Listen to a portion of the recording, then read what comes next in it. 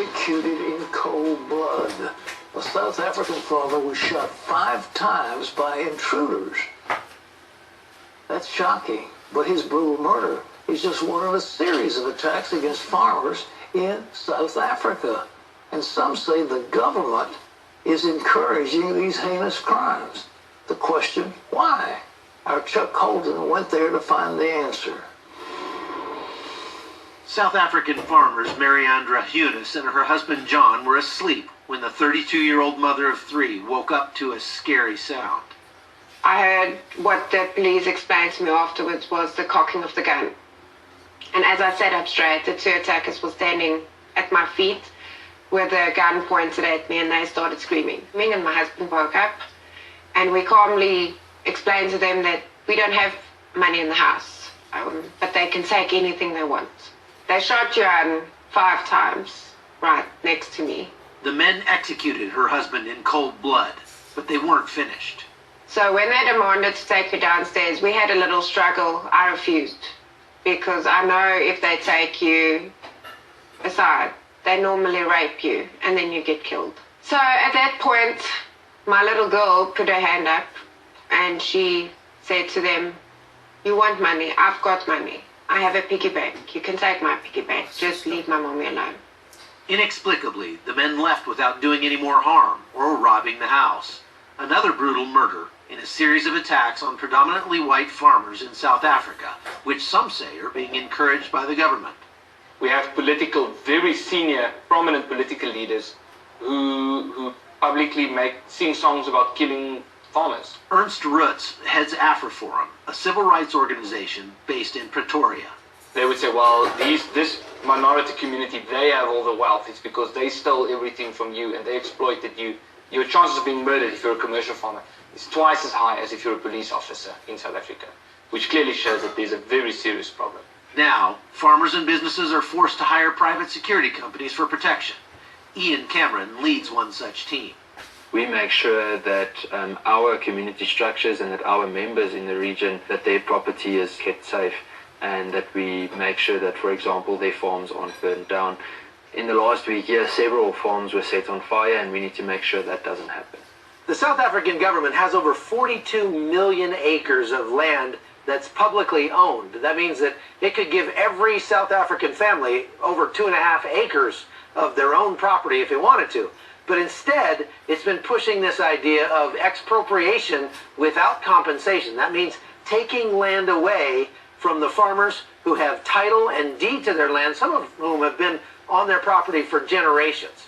And that's causing some serious unrest. One of the problems is people have decided, since that's supposed to happen at some point, they're going to go and claim their land right away, moving in onto people's property and squatting, setting up houses and even whole villages on people's farms.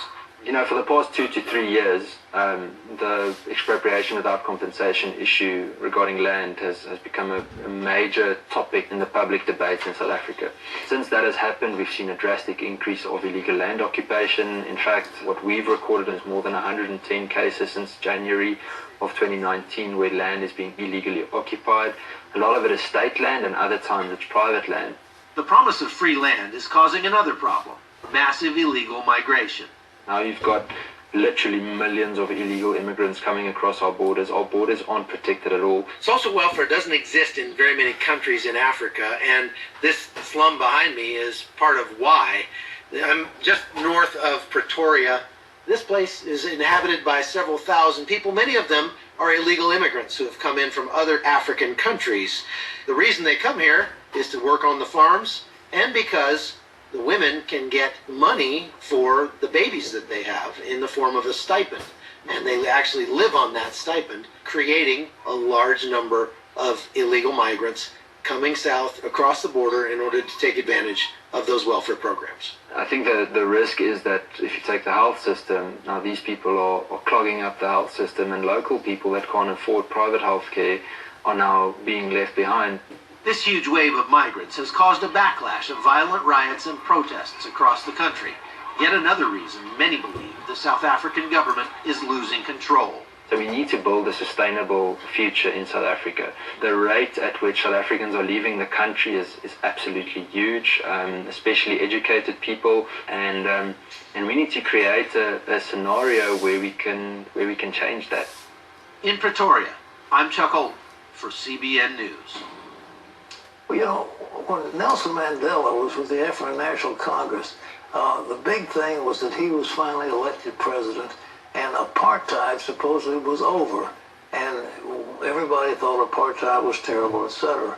But this is what happens to a country that opens its door to the poor of the world. You know, there isn't room. South Africa is a very prosperous, beautiful country. I've spent some delightful times. They had beautiful shops, beautiful hotels, beautiful restaurants. I mean, it was just a very nice environment. They had, you know, nice highways and the whole thing.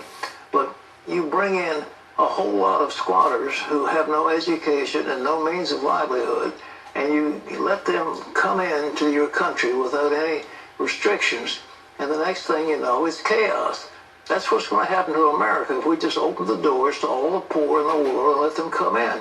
We have a wonderful country, but we've got it because we worked hard, and the people have been frugal, and they've built something over the years. And in South Africa, the people, the Afrikaans and others, and the English have built a society that is really very good. Very good. But it will be destroyed. And this report by Chuck is shocking to me, but that's what will happen in America. And we just can't have that. You have to control your borders, whether you like it or not. You know, I know it seems hard, but that's the way it is. And you just have everybody come in, and suddenly it all goes downhill. It won't rise to a higher height. It'll go lower to the lowest common denominator. And let that be an example for all of us.